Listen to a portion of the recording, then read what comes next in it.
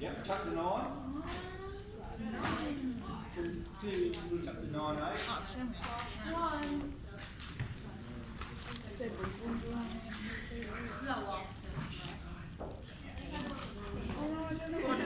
Okay.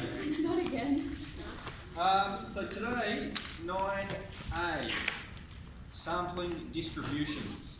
Okay, so we're introducing you to SN.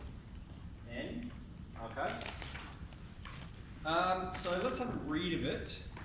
When we take multiple observations of a random variable and add them together, we obtain a new random variable. Okay, so the example we've got here, the weight of a carton of eggs is found by adding the weight of each egg. Yeah? The length of time of a Netflix binge is found by adding the length of time of each episode. And maybe time to go to get some popcorn in between or something. Okay, so for n independent observations of a random variable, so it could be you're rolling a dice and adding up all the observations together, it could be you're adding up the weight of eggs, like we've said. The sum of the observations, Sn, is equal to the individual observations added together. Okay? And then we've got, if x is a random variable with mean, mu, and standard deviation sigma, then Sn has mean equal to the number of observations we're making, or the number of things we're adding together, times the mean of x, and it has standard deviation of the square root of n times the standard deviation of x. So, we've got a discrete random variable has this probability distribution. So we're not told what it is. Find the mean and standard deviation of x. Okay, so we're going back here. We've got a probability distribution like we would see in chapter 7. We've got the event and the probability of the event. Okay, the mean is the sum of xi times pi. All right, remember that. And then the standard deviation is a complex formula for. So let's just use our calculator.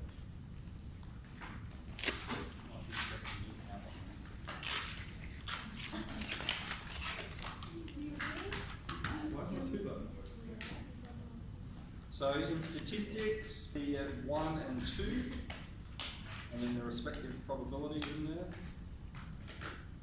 Hey, Dylan.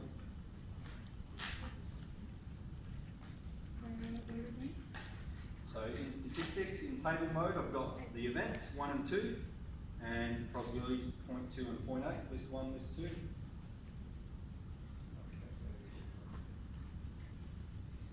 And because we've got information in two lists, we need to check our settings. Alright? What should our settings say? Because we've got information in two lists. Yeah. Should say list 1 and then list 2. Alright, I'll just pause. Any questions at this stage? So press calc and then set. List 1, list 2.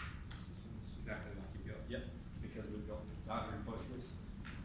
And then we press 1 there.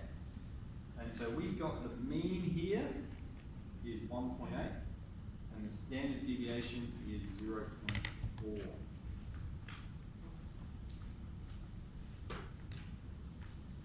Okay, so that's our answer to part A.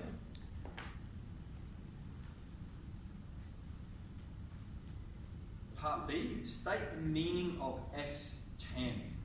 Okay, S10 is going to be the sum of 10 observations of this variable. All right.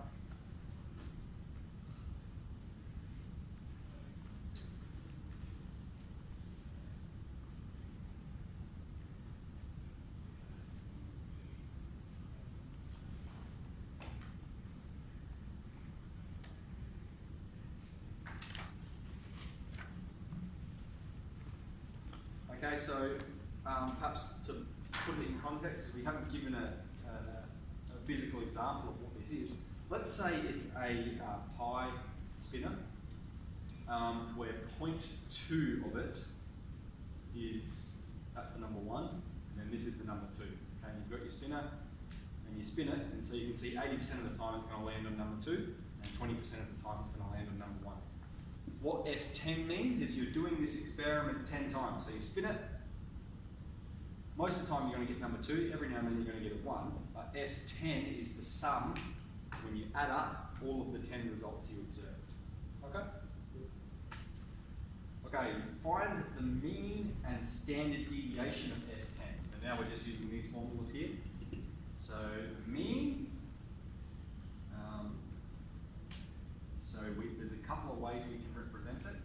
What we can do is we can do mean of S10, all right, is equal to the mean of X times the number of observations.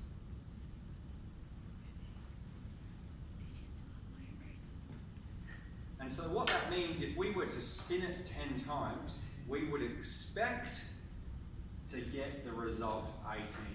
All right, we're adding them up together. Standard deviation of S10 is going to be 0.4 times the square root of 10. Let's put that to 3/6.